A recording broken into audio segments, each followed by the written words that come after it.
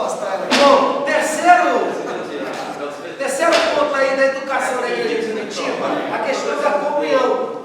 No Novo Testamento, o sentido de comunhão não era de café com bolinho, tá? E sim o de Atos 4, do verso 32 ao verso 35.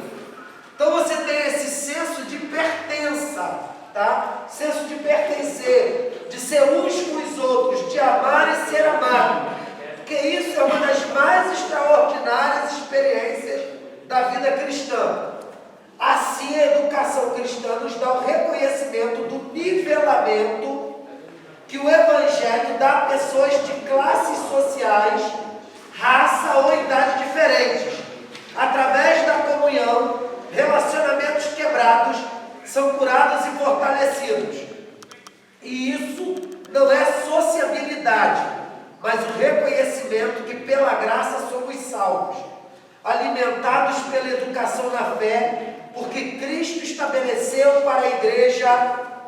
Aí você tem aí o ensinando a guardar, que é uma das cláusulas que está na parte final do que a gente chama de grande comissão. Ensinando-os a guardar tudo que tenho dito. Tá bom, gente? Então, só lembrando aí. Então, a comunhão é justamente um aspecto da pedagogia cristã que você não encontra, da pedagogia religiosa, que você não encontra em outros tipos de ensino, tá? Você não encontra em outros tipos de pedagogia, o que a gente chama de inserção, esse sentimento de pertença, né? É por isso que grupos extremistas ao longo da história sempre perseguiram a igreja, porque na igreja ou na educação religiosa, preciso que bater um pouquinho forte essa tecla, que é um assunto que está em voga, que está em evidência. Dentro da pedagogia cristã, nós sempre tivemos essa ideia, não há diferença entre nós, todos nós estamos unidos pela cruz. Essa ideia da comunhão é a ideia da inserção da pessoa, seja ela de qual status social, tá, ela advenha, ou seja ela a raça ou a experiência que ela passou. A comunhão cristã é justamente essa educação de ensinar o outro, tá, a amar e respeitar o próximo. Por quê? Porque nesse sentimento de pertença, todos nós, da coletividade, somos uma grande família. Ou, melhor dizendo, pertencemos à família de Deus. Amém, gente? Então é muito importante isso, a comunhão. Esse é um dos aspectos, lamentavelmente, esquecidos, né, na pedagogia religiosa. Mas vamos deixar passar aí. A capacitação. O próximo passo é do ensino, a capacitação e treinamento do povo de Deus para a missão divina. São os novos crentes, a liderança da igreja, os grupos especiais. Porque afinal, a igreja não lida com coisas, mas com pessoas, o que significa que sua tarefa é produzir gente de boa qualidade. Nosso trabalho é produzir crentes que saibam o que creem e que possam declarar sua fé no espírito de 1 Pedro 3,15. Alguém pode ler para mim? Seja no seu smartphone, lê aí. Que texto? Esse é o texto base lá para apologética. 1 Pedro 3,15. Você já quer citar de cor, né? Já até sabe, né, Pedro? Então você citando aí de qual texto? O Romário é caixinha de promessa, ele sabe? É verdade? É versículo decorado, né? Meu santo. Fala aí, Romário. Está exposto aí. Pode ler. Antes, santificai ao Senhor Deus em vossos corações, e estais sempre preparados para responder com mansidão e temor a qualquer que vos pedir a razão da esperança que há em vós. Note aí, gente, essa chamada petrina a toda a coletividade do corpo de Cristo. Somos chamados a santificar Cristo em nosso coração e estarmos preparados para a inquisição, ou, gente, presta atenção, para a inquirição daqueles que não pertencem à nossa fé, a cerca da nossa esperança. Porque cremos no que cremos. Que é isso que o não crente deseja saber. E a ideia da pedagogia religiosa é justamente fazer com que o cristão desperte para o ensino, para a preparação. Vou usar o termo aqui que vocês já estão habituados a escutar, principalmente na faculdade, a preparação interdisciplinar. Tá? O que é isso, Márcio? É juntar os saberes, a fim de que isso seja usado como ferramenta para a glória de Deus. Eu vou usar aqui a expressão de Kevin Van Hoosen. Ele é considerado o rei do drama. Inclusive, ele tem um livro excepcional lançado pela Vida Nova, que é o Drama da Doutrina. Tá vendo? Até riu ali. Eu sou apaixonado por Kevin Van Hoosen. Ele tem um outro livro que ele fala sobre o pastor, tá? O teólogo, o pastor, a Trindade e as Escrituras. Mais ou menos isso, capa laranja fininho. E tem o pastor como teólogo público também. Esse é ótimo, pastor como teólogo público. Mas esse fininho, Pastor Trindade das Escrituras. pastor Trindade das Escrituras, ele é literalmente a porta de entrada para você entender Kevin Van Hoosen. Nesse livro fininho, capa laranja, que eu recomendei a alguns alunos meus, ele trabalha essa ideia de que aqui, ó, o pastor, o cristão, ele precisa ser um intelectual orgânico. O que é isso? Ele deve ser alguém que se interesse pelos temas mais variados, a fim de levar cativo toda a mente, toda a sabedoria ao senhorio de Cristo. Porque isso é o que a gente chama de redimir a ciência. Tá bom, gente? Então, é muito importante lembrar isso aqui. O intelectual cristão, ele deve aproveitar os outros ramos de conhecimento. Eu lembro-me que, se não me engano, foi a segunda vez que eu vim a Juiz de Fora participar. O Adalberto até que me indicou participar da semana teológica lá na Raquel. Segunda vez que eu vim, tinha um querido pastor presbiteriano e ele fez uma pergunta. Vou colocar a imagem do livro lá no grupo. Tá bom. A Trindade, as Escrituras e a função do teólogo. Obrigado. O pastor presbiteriano, ao final, me fez a pergunta o que eu achava, tá? Da teologia usar psicologia. E ele, o que você acha dessas outras disciplinas? E eu usei uma metáfora que não é minha. Lutero gostava de usar ela. Ele se apropriou de Agostinho e gostava de usar. Lutero dizia que no Egito tem coisas boas. E nós precisamos aprender a usar as coisas boas do Egito. Para quem não captou, Lutero está lembrando do texto bíblico. Quando os israelitas estão no êxodo, saindo do Egito, Deus disse, bata na porta do seu vizinho, tem coisas boas lá. Peçam vasos de ouro, peçam vasos de prata. E para que eles foram usados? Vocês lembram? Para construir o tabernáculo. Depois foram usados para construir o tabernáculo. Essa é a ideia. Tá? Isso virou uma doutrina teológica, que se resume desse modo. Toda verdade é verdade de quem? Toda verdade é verdade de quem, gente? De Deus. Seja na boca de um filósofo, seja na boca de um cientista, ou até na boca de um ateu. Se é verdade, essa verdade provém de Deus, que é a fonte de toda a verdade. Tá bom, gente? Então, isso é o moto da igreja cristã. E é o que nos permite, tá, dialogar com o não cristão. É isso que nos permite criar pontes.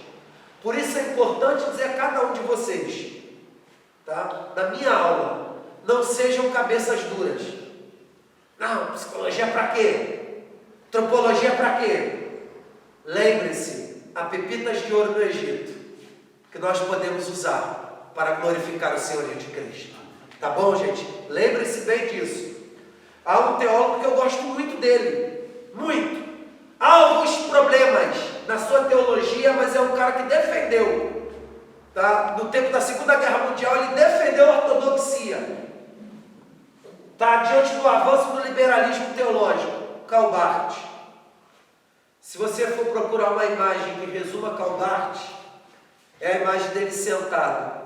De um lado está a Bíblia, do outro lado está o jornal. Então, o cristão que deseja comunicar efetivamente o Evangelho, discipular pessoas, ensinar pessoas, tem que ser alguém que está com a cabeça na eternidade, mas está com os pés nessa terra. Tá bom, gente? Usando a metáfora da Bíblia de Ezequiel, que tem uma visão, e ele diz: o Espírito me levou e eu fiquei entre céu e terra. O pé está na terra, mas a cabeça está no céu. Tá bom, gente? Então é muito importante lembrar disso aí. Não esqueça. Mas não tem a Vai falar em língua daqui a pouco, hein? Então vamos lá, gente. O outro aspecto é o serviço. Cada um de nós temos recursos para cuidar, zelar, fazer crescer como participantes do corpo de Cristo com os dons que o Espírito Santo distribuiu soberanamente. A educação cristã há de tornar compreendido esses dons, ao tempo que, abrindo os olhos espirituais, capacita com treinamento o cristão. Uma vez observadas essas vias, é importante destacar que a ação educativa na igreja primitiva deveria ser exercida de forma a ser modelo, sobretudo para os mais jovens. Trata-se de uma orientação para todos, pois o está apto para ensinar uma qualidade que todos os homens e mulheres podem desenvolver para atingir a maturidade cristã. Então lembre-se disso. Você pode não ser um expert em teologia sistemática, filosófica, histórica, mas todos nós podemos desenvolver, tá, gente? Ou, vou usar uma expressão melhor, podemos amadurecer no crescimento intelectual a fim de estarmos aptos para ensinar os outros, ok? E isso a gente tem que ver na coletividade do corpo. Nem toda a importância da educação, algumas qualidades são relacionadas à mesma: integridade, reverência, linguagem sadia, ser irrepreensível, confrontar as falsas doutrinas. A igreja primitiva desenvolveu essa perspectiva de educação, ou seja, transformadora, capacitadora e libertadora. Tá? Essas são as perspectivas de educação da igreja primitiva. É importante entender que a igreja não pode relegar e nem esquecer sua vocação magisterial. Cristo a estabeleceu não somente para ser uma comunidade adoradora, mas igualmente educadora. Desde o Pentecostes, vem ela ensinando, educando e conduzindo a humanidade na obediência da palavra de Deus. Então, o magistério na igreja não é uma simples tradição, tá? Como alguns teólogos querem, tá? De certa forma, é tradição, porque tem história, mas acima de tudo, vocação. Tá bom, gente? Então, importante lembrar isso. Magistério, acho que todos vocês entendem, tá? Quando a gente fala de magistério, nós estamos falando do ministério de ensino na igreja, tá bom, gente? Só para lembrar isso aqui para vocês, tá? Magistério se compõe daqueles oficiais que são reconhecidos pela igreja, tá? Que tem o dom de ensinar. São pessoas preparadas para aquilo, têm a vocação para aquilo, tá? E é importante, eu gosto muito de falar sobre pedagogia religiosa, educação cristã, justamente porque essa é uma área de saber que a igreja vem despertando. Eu estou falando da igreja pentecostal. Ela vem despertando de algumas décadas para cá. Não que não houvesse ensino, porque isso é uma mentira, um espantalho. A Igreja Assembleia de Deus sempre teve seus institutos teológicos, tá? Seus cursos de capacitação, tá? De EBD, sempre existiram isso.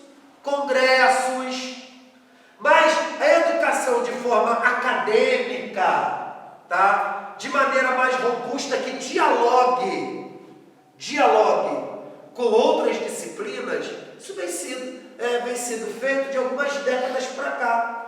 E eu fico muito feliz, tá? Eu particularmente sou muito feliz por poder contribuir. Ontem, por exemplo, eu assisti uma live de um rapaz que, quando eu conheci, meti um ano na Assembleia de Deus, pastor.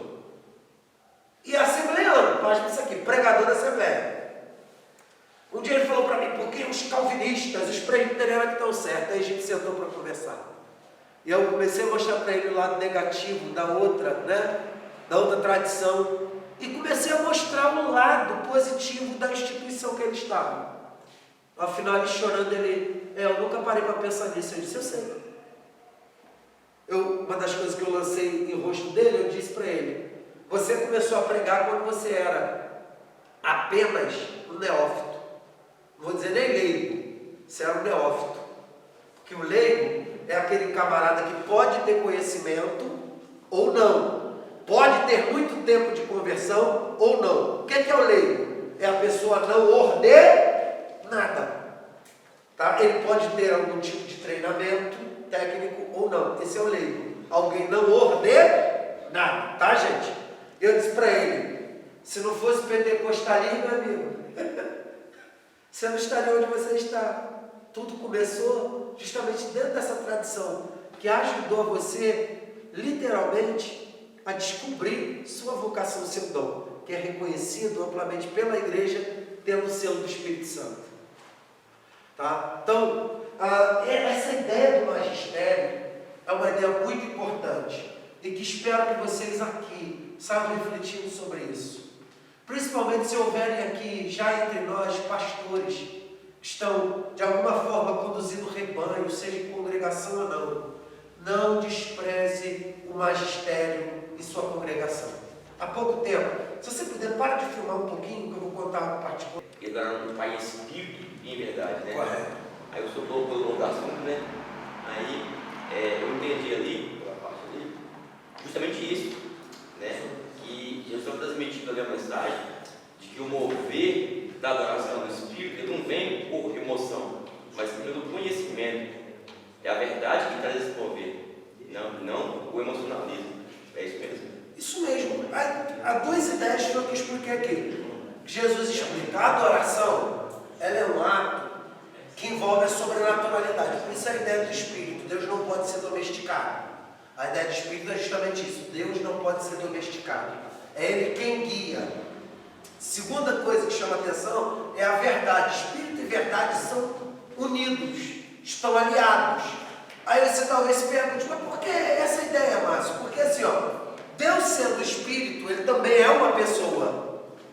Tá? E para você agradar uma pessoa, você tem que conhecer os seus gostos. Lembrando para vocês, uma definição muito simples, a Bíblia é essa carta apaixonada de Deus, revelando quem Ele é para nós.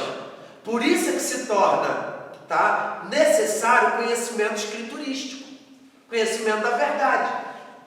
Porque uma vez que você conhece a verdade, o que você vai fazer? Você vai agir em conformidade a ela, para agradar aquele que você ama. Exemplo, imagine aqui que tem alguém aqui que eu goste e eu estou querendo entrar no relacionamento. Mas imagine que essa moça que eu quero entrar no relacionamento, ela é alérgica a flores. E aí eu vou lá igual um bestão, não procurei saber o que ela gosta ou não, aí esfrego no nariz dela, aqui, meu amor. Você acha que ela vai ficar feliz? Sim ou não, gente? Vai ficar alegre? Provavelmente ela vai com muito carinho dizer para mim, vai com o capiroto que te acompanha. E espirrando, vai sair espirrando. Por quê? Porque eu não me interessei em saber o que agrada a ela. Você entendeu bem, gente? Então, a Bíblia literalmente é isso aqui. É a carta apaixonada de Deus revelando quem Ele é. Isso aqui, inclusive, é um princípio elementar da teologia. Estudar teologia não é fazer de Deus um rato de laboratório. Tá? Estudar teologia é estudar a autorrevelação que Deus faz de si mesmo. Quem Ele é, seu caráter, seus atributos. Amém, gente? Esse é o pressuposto eficaz. Eu expliquei de maneira tão simples que qualquer um consegue compreender. Então esse é um pressuposto maior no âmbito do estudo teológico. Você estuda teologia não para domesticar a divindade, você estuda teologia para conhecer a divindade como ela se autorrevela. Porque só estudamos teologia porque Deus é um Deus que é Ele que vem a nós. Amém, gente? Então é muito importante esse pressuposto aí para o estudo teológico. Agora ficou mais claro, né, queridão? Deus abençoe. Vamos lá, gente. Mandado educacional da igreja. O mandado educacional da igreja, ou mandato, é a tarefa que o Senhor Jesus Cristo nos confiou de educar o mundo através da proclamação do Evangelho e da ação do discipulado. É a grande comissão exercida de maneira pedagógica e didática por meio do magistério da Palavra de Deus. Não é uma simples prática eclesiástica, não é mera tradição, não é iniciativa humana, é uma ordem divina que tem que ser devidamente cumprida por todos os que se declaram servos de Deus. É necessário atentar que, quanto ao tempo, o mandato educacional da igreja não foi entregue para ser observado apenas pelos crentes do passado, da primeira geração. É para ser cumprido pela igreja de Cristo até que ele venha arrebatar os seus santos. E está aí Mateus 24:14, que é o texto basilar que nos arremete a essa ideia. Quanto ao espaço, possuindo o Evangelho de Cristo, demandas universais e eternas, tá? Deve, obviamente, ser pregado em todo o mundo. Bom, terminamos aí. Nós temos algumas abordagens sobre educação, que eu vou trabalhar algumas e vamos terminar o restante na semana que vem. Tá? Nós fizemos uma viagem ao passado, nos tópicos anteriores. Nós vimos a importância da educação na comunidade hebreia, na igreja do Novo Testamento. Então aqui nós vamos ressaltar a abordagem cristã da educação, tá? Que deve delinear a educação cristã da atualidade. Tá? Então a gente vai lembrar aí algumas das principais abordagens da educação que existem no mundo atual, para em seguida demonstrar a abordagem cristã da educação. A primeira é a abordagem tradicional. É uma abordagem do processo de ensino cujo foco está na transmissão do professor ao aluno. Essa vai privilegiar o especialista, modelos e o professor, que é um elemento imprescindível na transmissão de conteúdos. O adulto nessa concepção é considerado como um homem acabado, pronto.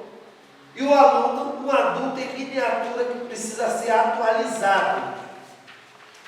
O ensino, em todas as suas formas ou métodos dessa abordagem, ele está centrado no professor.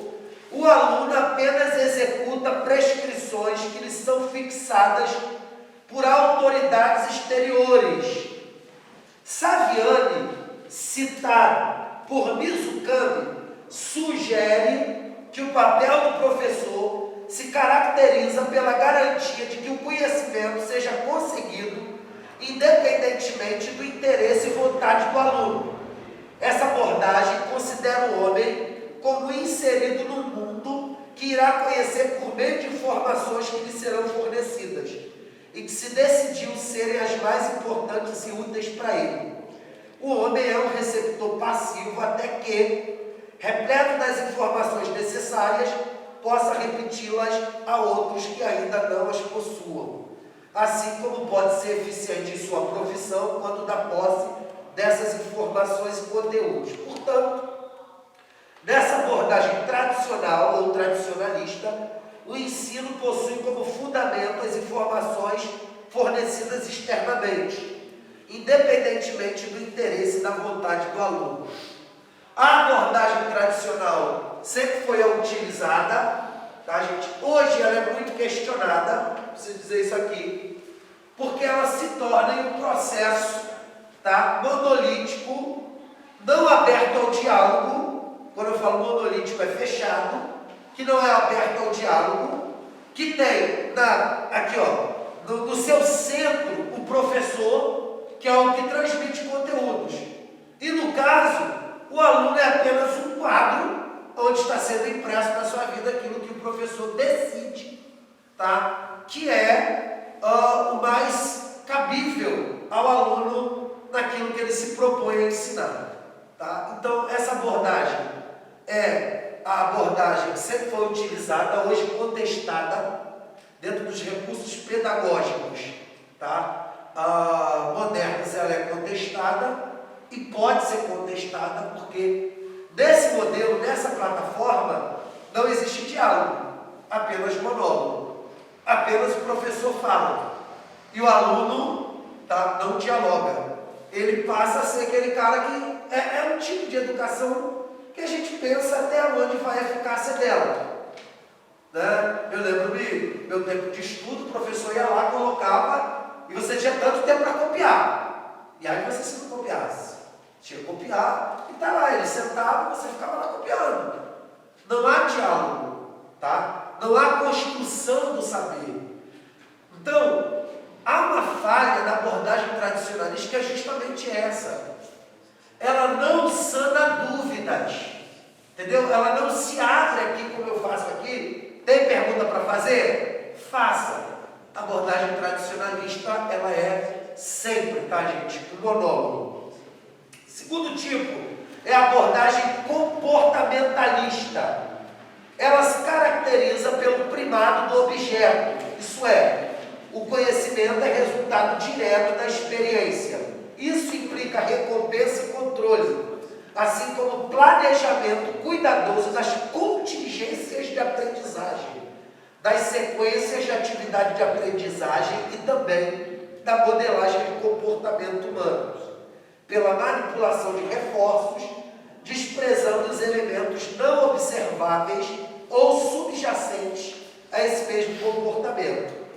Então, o ensino é composto por padrões de comportamento que podem ser mudados por meio de treinamento, segundo objetivos pré-fixados. Os objetivos do treinamento são as categorias de comportamento ou habilidades a serem desenvolvidas. Habilidades são compreendidas como respostas emitidas, caracterizadas por formas e sequências especificadas.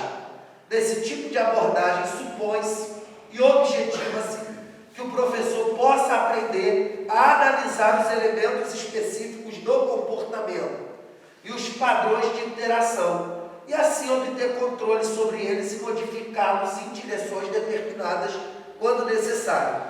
Skinner afirma: se vamos usar os métodos da ciência no campo dos assuntos humanos, devemos pressupor que o comportamento é ordenado e determinado. Devemos esperar descobrir que o que o homem faz é o resultado de condições que podem ser especificadas e que, uma vez determinadas, poderemos antecipar e até certo ponto determinar as ações.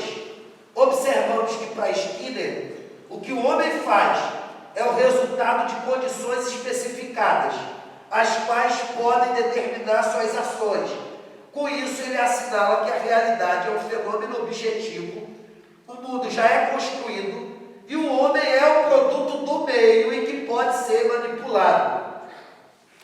Para ele, há algumas agências de controle que contribuem para a manipulação, dentre elas a instituição educacional. Ao comentar a educação e a escola como agências de controle, na abordagem comportamentalista, Mizukami afirma: a educação deverá transmitir conhecimentos, assim como comportamentos éticos, práticas sociais, habilidades consideradas básicas para manipulação e controle do mundo, ambiente, e aí eu coloco entre parênteses, cultural, social.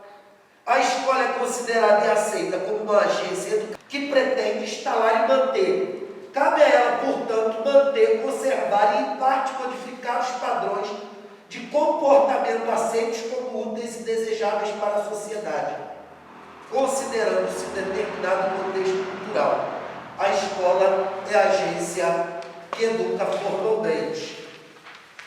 Não é necessário a ela oferecer condições ao sujeito para que ele explore conhecimento, explore o ambiente, vendo e descubra.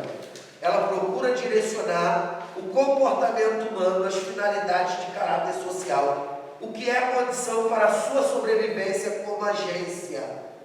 Então, para essa abordagem de questão, a gente tem um problema, porque a escola, ela funciona como uma espécie de controle. Há um nome técnico, tá, que é dado para esse tipo de abordagem, a abordagem comportamentalista, Nos Estados Unidos, ela era muito usada, hoje não é mais, porque ela enxerga o ser humano como alguém que pode ser manipulado dependendo do ambiente. Só que isso, conforme pode ser verificado, não é a realidade objetiva das coisas. Tá? Essa ideia do homem como produto do meio, ou como uma tábua que você pode moldar, alguma coisa que você pode moldar ao seu bel prazer, não é uma realidade verificável. Então, muitas dessas técnicas foram usadas nos Estados Unidos, nessa abordagem comportamentalista. Tá? Ela, de certa forma, deve ser aplicada na educação, não deve ser desprezada quando a gente trabalha a questão, tá, do caráter ético. Aliás, é uma das questões que hoje a educação formal rejeitou e por isso que nós vivemos no caos. Quer ver? Quantos aqui tiveram aula de OSPB? Educação moral e cívica. Está vendo? Alguns lembram disso. Mas cá entre nós, as gerações posteriores não tiveram e não saberão o que é isso. Porque ela foi banida dos currículos escolares. Tá? Ruim. Ruim por quê? Porque toda educação, ela tem que ter, de certa forma, um enfoque ético. Eu, por exemplo, até hoje respeito e fico muito chateado quando eu vejo desrespeito de jovens com idosos, tá? Quando eu vejo o egoísmo a um limite hiper exagerado na sociedade. Como assim, Márcio? Eu, por exemplo, até hoje, quando vejo minhas tias, vó, tios, eu pego para eles, peço a mão e bença tio, bença tia. Tá? Eu aprendi isso na escola. Na escola, no Moral e Cívica, vamos ensinar. Hoje, por exemplo, tem jovem que você pede para ele para cantar o hino da pátria, canta qualquer outra coisa, menos o hino da pátria. Vamos lembrar de tópicos da educação moral e cívica, porque ela estava ligada à abordagem comportamentalista. Por exemplo, você aprendia que você está no ônibus, você é jovem, entrou idoso, o que você faz? Você está na rua, tem uma senhora que tem que atravessar a rua, o que você faz? Educação moral e cívica. De certa forma, ela faz parte da abordagem comportamentalista. A educação no todo, ela não pode ser como uma experiência laboratorial para manipular a mente da pessoa, manipular as emoções. Tá? Não pode. Aliás, tem um filme muito bom, vocês devem ver esse filme, antigo, você encontra na internet, Equilíbrio. Tá? Equilíbrio. É o nome do filme com Christian Bale, que foi o ator que fez o melhor Batman da história. Tá? O melhor filme de Batman da história para mim foi com ele, Christian Bale. É um filme futurista, onde você tem um governo, tá? Um governo tirânico. Nesse governo você não pode sentir emoções, você tem que suprimir através de remédios. Abordagem comportamentalista, então você tem que suprimir. Você não pode ter empatia, você não pode chorar, você não pode ter obras de arte em casa. O filme é muito sugestivo, tá? Um filme que eu não vou aqui dar spoiler a mais do filme, mas o filme trabalha justamente isso. Quando as pessoas são manipuladas. Deve haver na educação a abordagem comportamentalista? Deve. Mas ela não deve ser o centro da educação. Ok, gente? Ela deve acompanhar a educação. A educação deve ter conteúdos teóricos, tá? E nesse patamar, a abordagem comportamentalista deve haver uma pitada dela, seja na pedagogia religiosa ou não. Porque a educação deve visar a formação do ser humano num todo, principalmente a pedagogia religiosa. Ok, gente? É por isso que hoje nós temos o que a gente chama de conflito de gerações e guerra cultural estabelecida entre nós. Por que isso existe? Porque justamente essa pitada aqui, ó, gente, pitada, tá, de abordagem comportamentalista, foi esquecida. Hoje, por exemplo, no âmbito da faculdade, é normal você escutar o jovem dizer: eu não preciso que ninguém me diga o que fazer, eu faço o que eu quero. O corpo é meu, a vida é minha. Por quê? Porque a abordagem comportamentalista foi esquecida. E é preciso lembrar para vocês aqui, que quando isso acontece, nós estamos aqui, ó, a poucos centímetros de ver a sociedade sendo implodida. Porque, presta atenção, gente, não existe essa história que eu faço o que eu quero. Eu não vivo só para mim. Por isso que o homem, sociologicamente, na área da sociologia das humanas, ele é chamado de homo socialis. Ele é um homem social. E eu só posso ser social se eu vivo para o outro. Como assim, Márcio? Tá, todas as minhas necessidades devem ser satisfeitas visando o outro. Não entendi ainda, vai entender agora. Os meus direitos partem do pressuposto que ele também tem direitos. Se eu elimino os direitos dele e faço o meu prevalecer, preste atenção, vai existir vida social? Não, não há vida social. Aliás, tem um filme de Hollywood que para mim foi o melhor que eu já assisti, um filme pesado, nós assistimos crianças. Amores Canibais. É um filme com o time da pesada. Eu estou refletindo a cultura pop, tá, gente? Só para se tornar atual. Amores Canibais. Inclusive o cara que fez o Aquaman está lá nesse filme, só ator de peso. Keanu Reeves, Jason Momoa, Keanu Reeves, entre outros atores de peso. Amores Canibais. O filme é pesado, já estou avisando vocês, não é para assistir com criança em casa. O filme trata de um mundo pós-apocalíptico. Nesse mundo você tem um grupo que é a sociedade, entre aspas, que está se reerguendo com o Messias. Do outro lado você tem o lado canibal. Você tem 3 personagens principais. Jason Momoa faz parte do grupo canibal. Uma menina que saiu de uma prisão nesse mundo apocalíptico, que é capturada por canibais. Eles pegam e cortam uma perna dela, comem a perna dela. Ela consegue ir para o outro lado, mas no outro lado você tem um cara que é uma espécie de Messias, que ele está cheio de mulher do lado, ele permite tudo lá no grupo dele. É um grupo, entre aspas, bom, porque ninguém come ninguém, né? Ninguém vai enfrentar ninguém, jantar ninguém à noite, mas tem um problema, se permite tudo, drogas, beba, tem a droga, enquanto está todo mundo se drogando, os caras tudo se drogando, tem um monte de mulher que está junto com ele, e nas camisas escrito assim: a esperança está aqui. E é curioso que você olha no começo do filme, você não consegue perceber a mensagem que está ali. O cara é um líder messiânico, mas a ideia é de que ele pega todas as mulheres e faz filho de todas elas. E aí, uma adolescente, que é a filha desse ator, Jason Momoa, que é um dos personagens principais, vai parar lá naquele grupo, é capturada. E o cara está querendo ter relação com a criança. O final do filme é muito sugestivo. Por quê? Não dá para viver em nenhum dos dois mundos. Você entendeu? Nenhum dos dois mundos dá para você sobreviver. Nem no, entre aspas, democrático, novo mundo, e nem no mundo canibal. Não há respeito. O filme termina com o Jason Momoa, essa atriz que faz, essa menina que perdeu a perna, virando amiga dele, e a criança. E aonde que eles estão? No deserto, para tentar recomeçar. Porque a vida da sociedade, como se vê, já não consegue mais se seguir vida dessa sociedade destruída. Tá?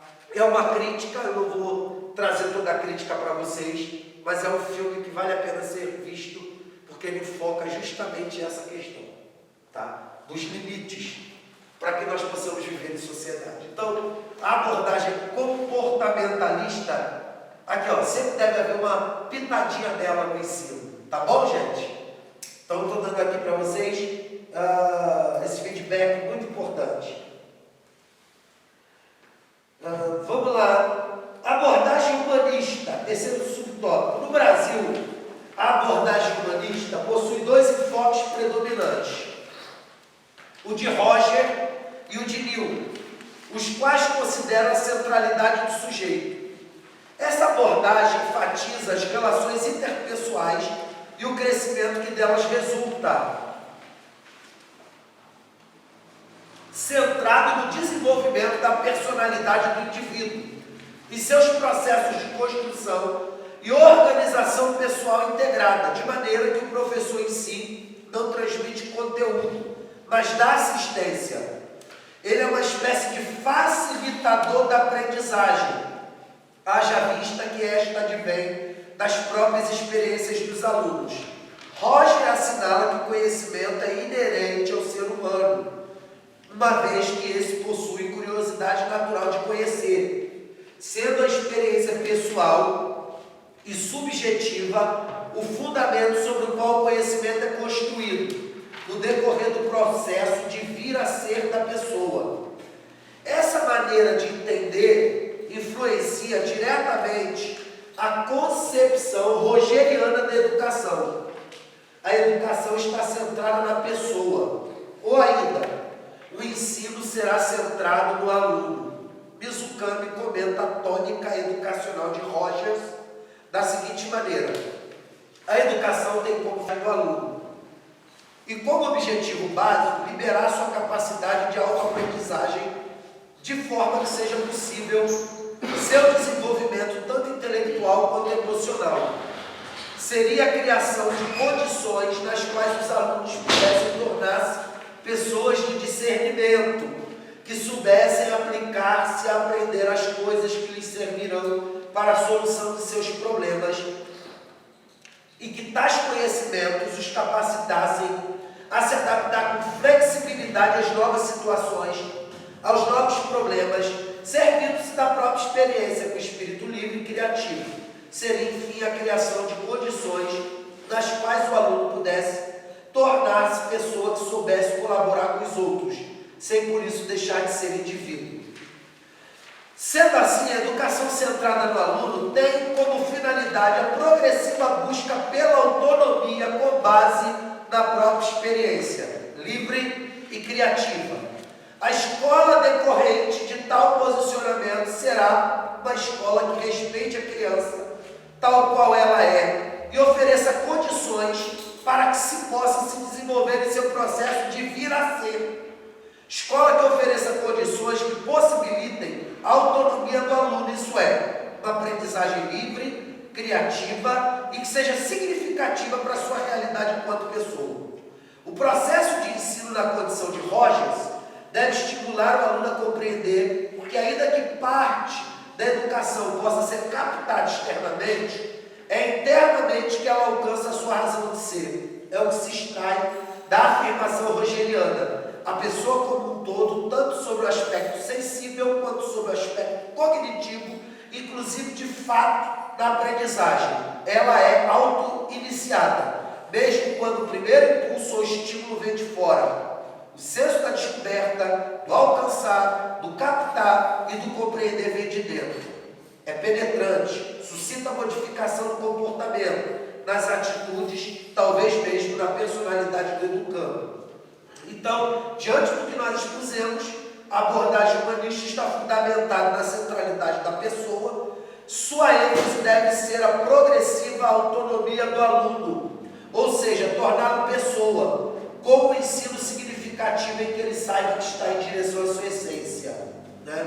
Só que aqui você tem um problema, porque a educação ela se torna pragmática, isso é, eu escolho o que eu quero aprender, o que eu acho que é relevante para mim. Nesse sentido, imagine que alguém goste de construção civil. Vou dar um exemplo fácil e eu termino aqui.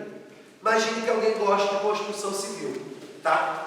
Então, para mim, o que eu quero aprender é como, tá, fazer argamassa, né? Como fazer a farofa para colocar e assentar o piso por cima. Muito legal tudo isso, né? Mas eu quero só aprender isso. Qual o problema desse pragmatismo? Porque imagine que eu gosto disso, mas eu não gosto de matemática. Serei um bom pedreiro se eu não gosto de matemática?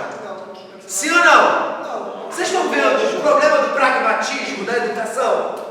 Porque esse tipo de abordagem se esquece que nem sempre, preste atenção gente, nem sempre o meu gosto reflete o que eu necessito.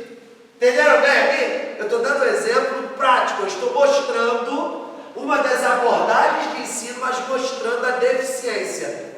pragmatismo.